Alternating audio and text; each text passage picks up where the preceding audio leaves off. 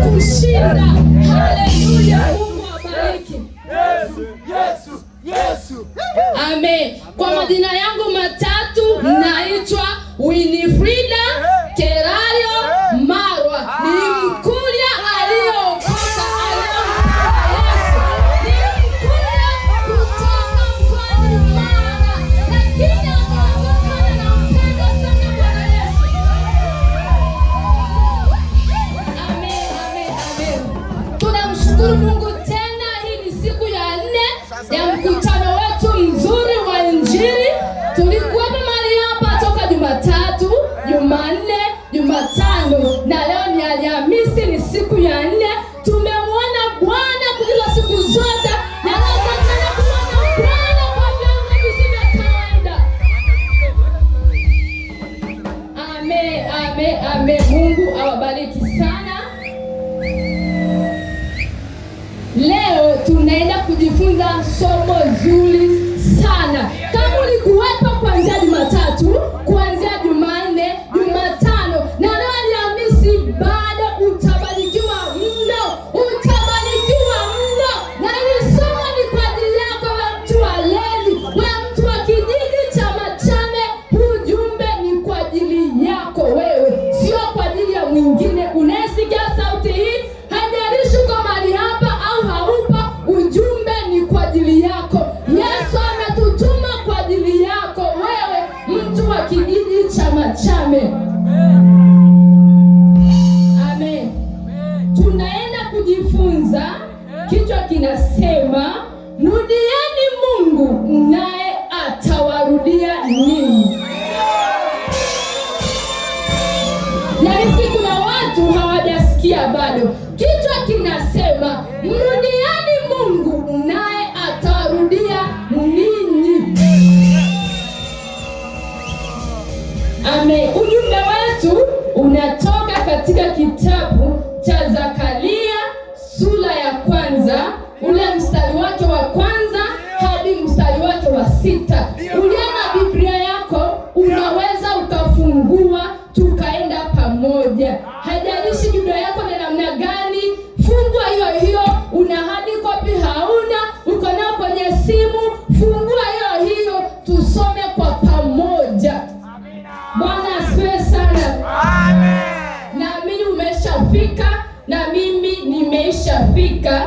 Nitasoma kitabu cha Zakaria sura yake ya 1 mstari wake wa 1 hadi 6. Nitasoma.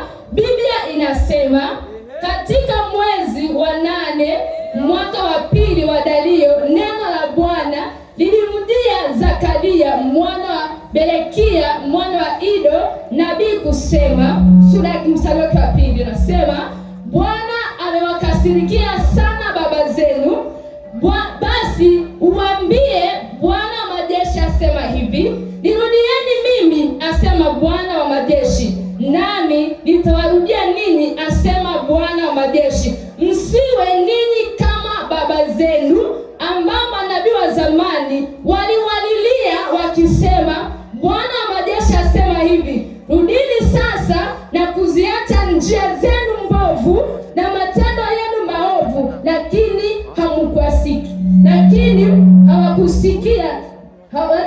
hawakusikia wala kunisikiliza, asema Bwana. Je, baba zenu wako wapi? Swali hilo.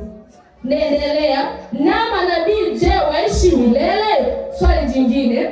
Mstari wa 6, mstari wa mwisho asema, lakini maneno ya baba yangu na amri zangu nilizoagiza hawa manabii watumishi wangu, je, hawakuzipata baba zenu? Na wakageuka na kusema vile vile kama Bwana wa majeshi alivyoazimia kututenda sawasawa na njia zetu na sawasawa na matendo yetu, ndivyo alivyotenda. Unaweza ukamshangilia Bwana Yesu. Unaweza ukashangilia tena kwa ajili ya mwanaume Yesu ambaye peke yake ndio mwenye huruma, ambaye peke yake ndio anayekwambia umrudie yeye.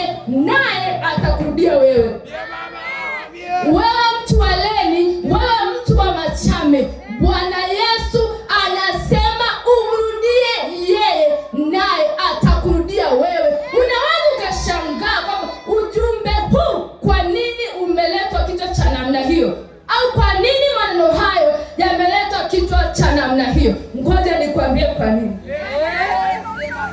Sababu ni moja. Sababu ni moja, ni kiburi ulichonacho wewe, mtu wa Aleni, wa kijiji cha Machame. Ni kiburi ulichonacho kama ambavyo baba zako na babu zako walikuwa na kiburi, hawakutaka kumsikiliza Bwana. Zakaria anatumwa na Yesu na Mungu anaambia kawaambieni, Mungu amekasirikia baba zenu. Mungu amekasirikia baba zenu. Baba zenu akina nani? Wewe unaweza ukajiuliza, mbona baba yangu yuko hapa? Bwana asifiwe sana. Unaweza ukajiuliza, mbona baba yangu yuko hapa? Kila mtu ana baba yake. Baba yako aliambiwa habari za Yesu, lakini hakutaka kusikia. Aliambiwa kwamba aache njia zake mbaya na uovu wake, amrudie Yesu, lakini hakusikia.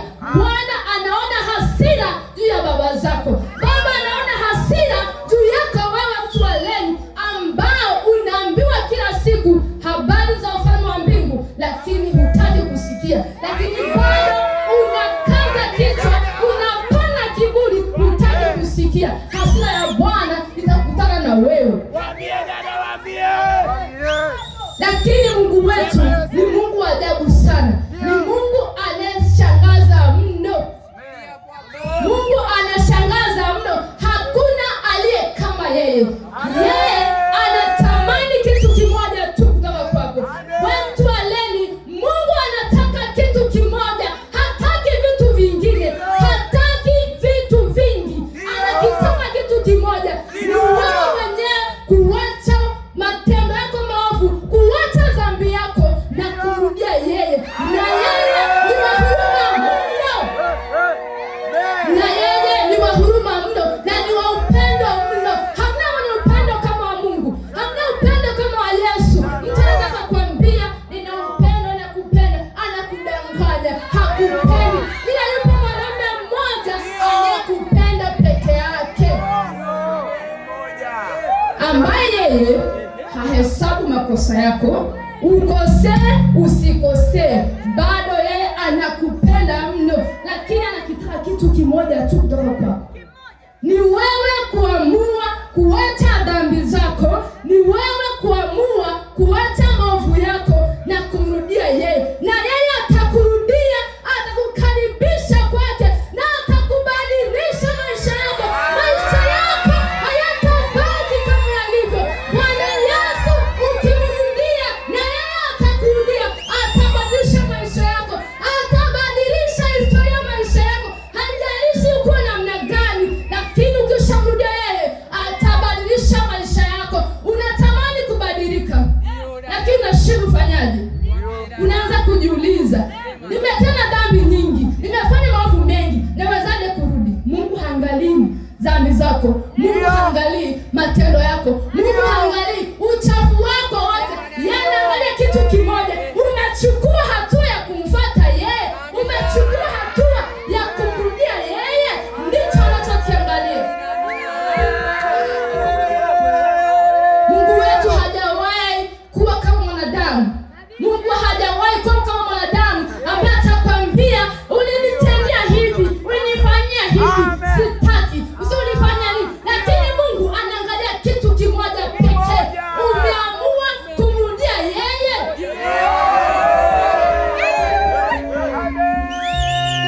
Unaweza ukaanza kujiuliza, baba zako au babu zako ambao leo hii umewafanya kwa Mungu wako, waliambiwa habari ya Yesu, lakini wakajifanya hawaelewi, lakini wakajifanya hawataki kusikia, lakini wakajifanya wana kiburi. Leo hii Mungu anaona hasira juu yao. Leo hii Mungu ana hasira sana juu yao. Baba zako waliopita ambao leo hii wewe unawafanya kama Mungu wako. Jiuliza vizuri. Yaani mwanadamu kama wewe, halafu alishakufa miaka iliyopita, bado unamfanya kama Mungu wako. Hebu jiuliza vizuri. Akili ziko vizuri au kuna mahali zimepungua?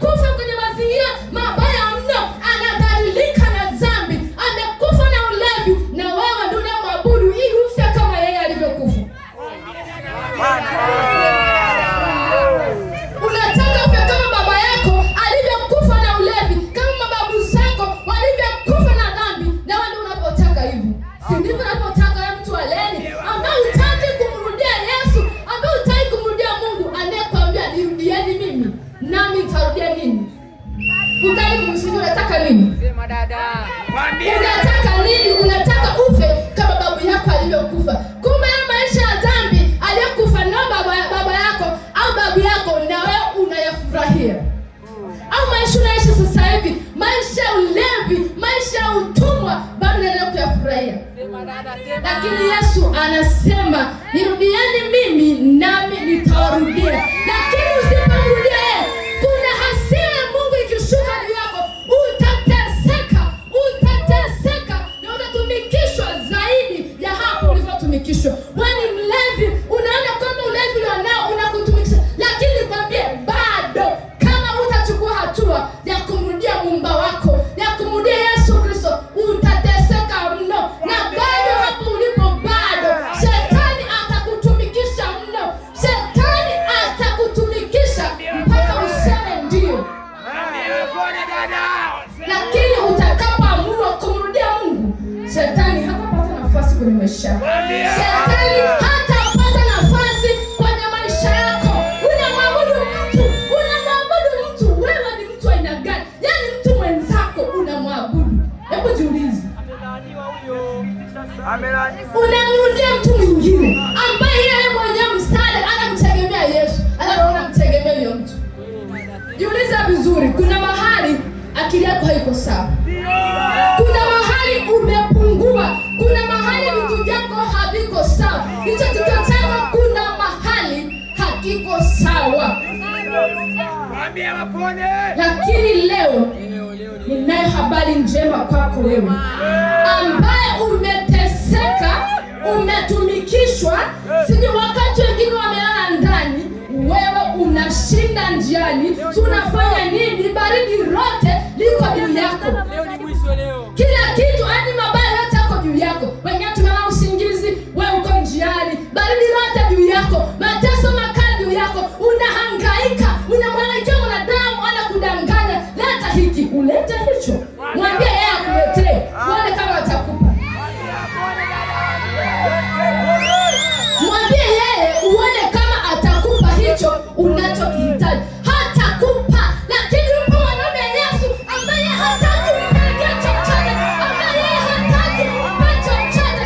Anachotaka ni wewe mwenyewe kukubali kumrudia yeye, kukubali kwamba mateso ulionao duniani yametosha, dhambi zako zimetosha. Sasa chukua hatua imani, ukamfuata yeye, atakubadilisha. Unatamani kubadilika katika vifungo duniani, lakini umeshindwa. Unaenda kwa waganga, wameshindwa kukubadilisha. Bali na ulevi. Kijana mdogo, ulishachakaa mpaka unatia huruma. Unajiaibisha, yaani kile ukipita unakuwa mitarafu, unajiaibisha. Kwani hawata kupata? Wakati yupo mwanaume mmoja anayekuambia urudie yeye, kwa nini hutaki kuacha dhambi zako amrudie yeye? Baba ana miaka michache mno, ana miaka 40, lakini ukimwona ni zaidi ya mzee mwenye miaka 90 iliyopita. Sasa ukakoja wa utumwa, utauacha lini? Haya mateso utayaacha lini? Yatakuacha lini? Unasubiri lini? Unasikia habari za Yesu, bado unaendelea kukaza kichwa. Unasikia habari za ufalme wa Mungu, bado hutaki kabisa hata kugeuka. Unasema hapana, bado subiri.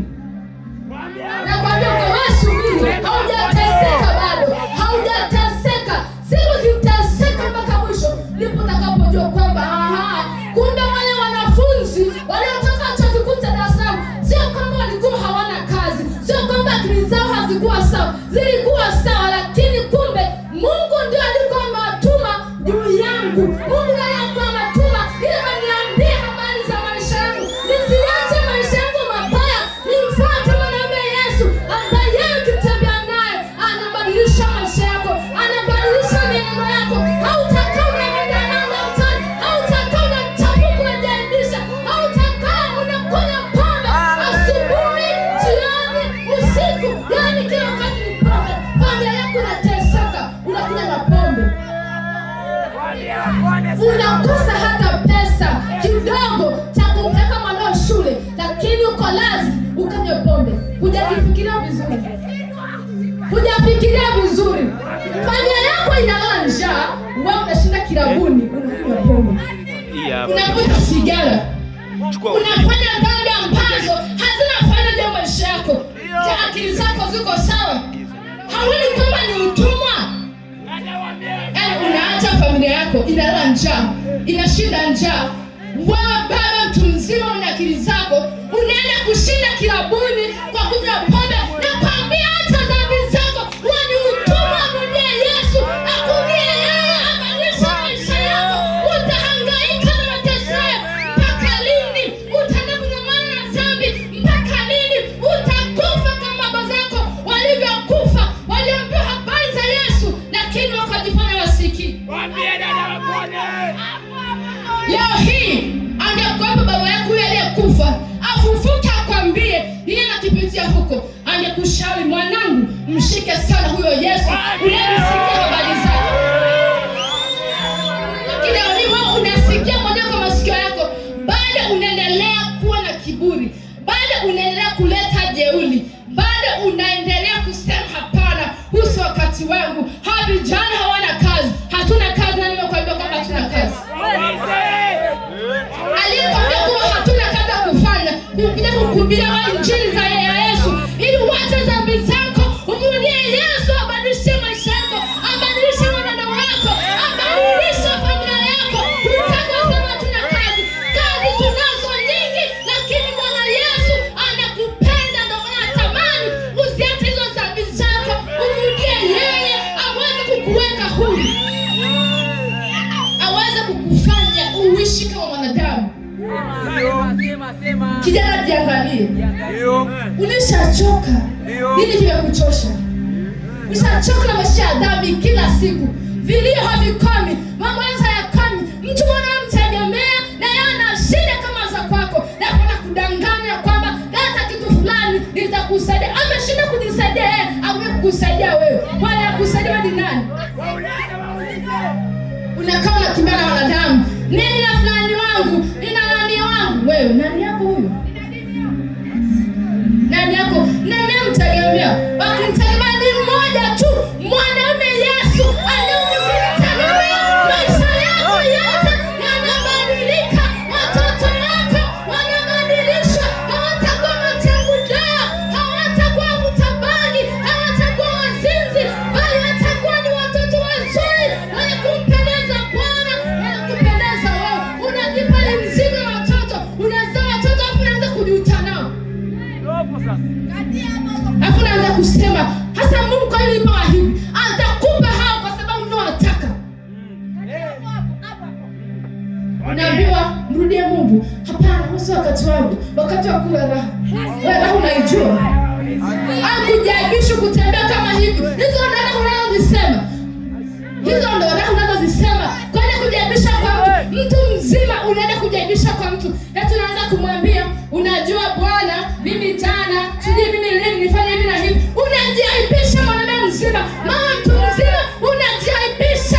Kaka mtu mzima, unajiaibisha. Na wadada, unajiaibisha. Mwambie Mungu ambaye yeye ana siri, hawezi kumwambia mtu yote.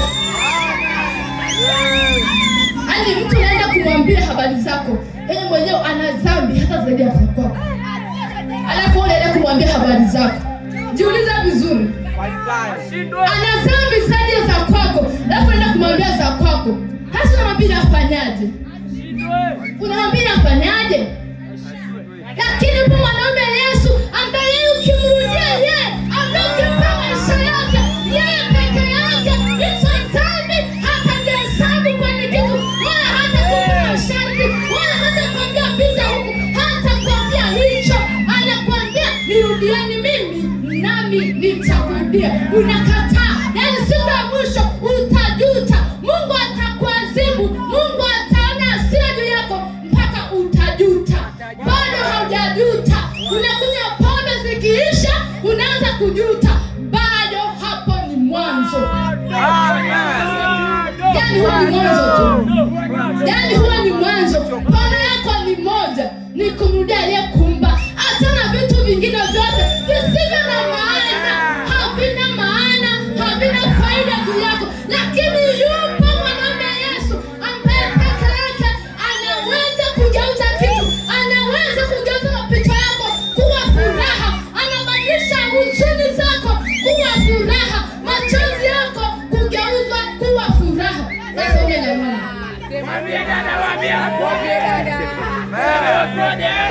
Endelea kumangana. Auliza babu zako sasa hivi. Mtu mzee anakufa hana hata senti na kuacha kuna tamali ya kula. Hana. Na maisha ameishi maisha ya kijinga, maisha yaliyojaa dhambi, maisha yaliyojaa uovu. Anasema ninakula raha. Muuliza sasa hivi. Hata asipokuambia ukweli, lakini ukweli anayo mwenyewe moyoni. Anajuta hapo alipo. Lakini na wewe tunasema nitakuwa kama babu yangu. Utakuwa kama babu yako. Endelea. Wewe endelea kuwa kama babu yako, lakini Yesu anakutaka umrudie yeye na yeye akutengeneze. Hata watu wanapoona kujua, wakikutazama waseme hapana, hivi ni yule ambaye alikuwa akiishi hivi, yule ambaye alikuwa akila njaa kila siku. Watashangaa. Yesu atakushangaza. Mrudie yeye uone atakavyokushangaza.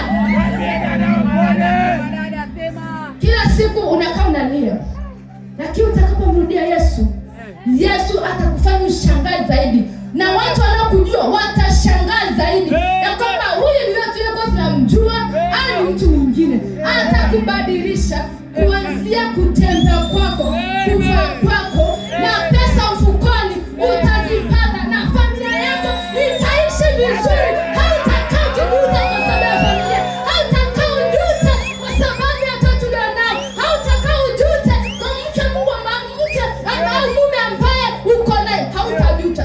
Lakini ukikataa, ukikana shingo kama baba yako, Mungu anaona siri yako. Atakupa hayo mateso, atamruhusu shetani akutese kweli, akutese mno mpaka uelewe. Kama utaki kuelewa, utaelewa. Kama baba yako kabili, unasema kwamba anasikia. Kamuulize kusimulie. Kamuulize babu, we hapa vipi? Nini kinaendelea hapa? Akusimulie. Si anasikia? Kamuulize. Ndio akwambie. Lakini yupo Yesu mwenye huruma, mwenye upendo, usiofananishwa na chochote. Haujalishi umetenda kipi, haujalishi umefanya baya gani, haijalishi una uovu kiasi gani ambao hata kubebeka hauwezi kubeba, lakini ukimjia yeye yote hayo hata ya hesabu. Anakukaribisha na anakukimbilia. Anapokuona unakubali kumpa maisha yako, unakubali kumrudia yeye, na yeye atakukaribia na atakukumbatia na atakubusu, atakubadilisha. No.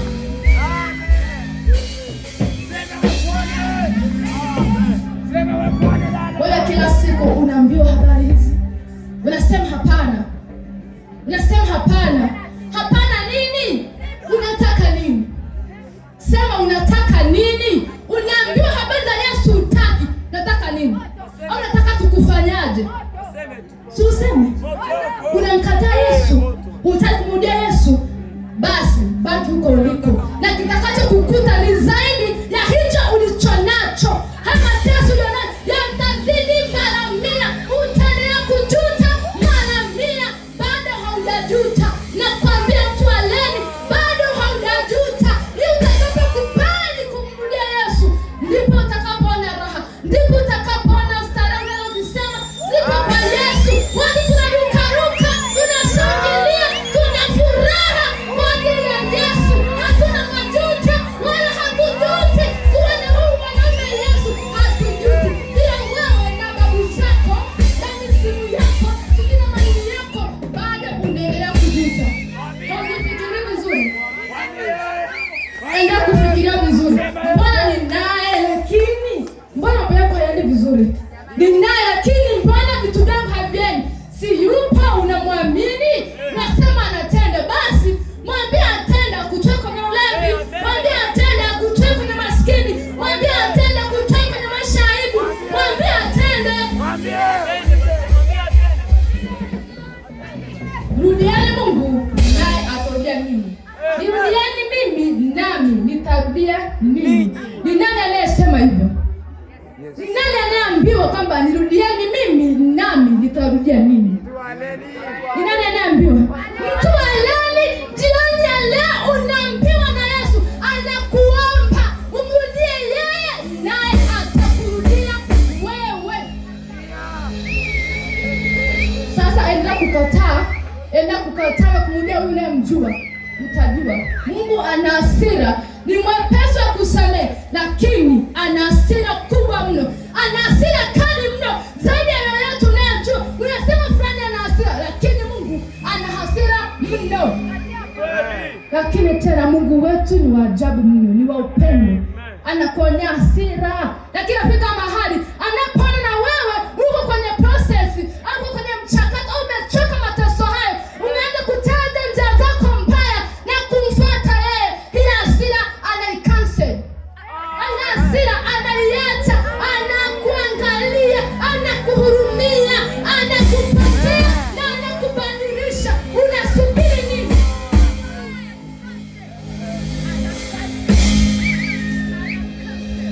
Ambao unapingana njia ya Yesu. Babu zako waliambiwa, baba zako waliambiwa, wakakataa. Leo hii wako wapi? Leo hii wako wapi? Jiulize, leo hii hao watu wako wapi? Walioambiwa wakasema hapana, hatutaji kusikia. Watu na Mungu wetu, ndio mna Mungu wenu. Leo hii wako wapi? Leo hii wako wapi? Kaulize. Sio kabuleni. Sio nasema nenda kumlilia babu yangu. Babu mmoja alishakufa miaka kitambo, hata mfupa haupo. Na tunaenda kumlilia yeye. Unamlilia kufungulia kaburi na wewe uingie, au unamlilia afanye nini? Atakufungulia kaburi na utaingia na mateso hayo ya ulevi, ya uzinzi, utaingia nayo hivyo hivyo. Ngoja nikupe swali moja. Yesu unaweza ukanielewa vizuri. Unaweza usinielewa vizuri, lakini kwa story unaweza ukanielewa. Alikuwepo baba mmoja aliyekuwa na watoto hawa, waliokuwa na watoto wawili. Sasa ile baba alikuwa story, kuna mtoto mmoja alitamani maisha duniani, lakini alimnyosha. Ngoja niendelee basi, nianze mwanzo vizuri. Alikuwa na watoto wawili, lakini mtoto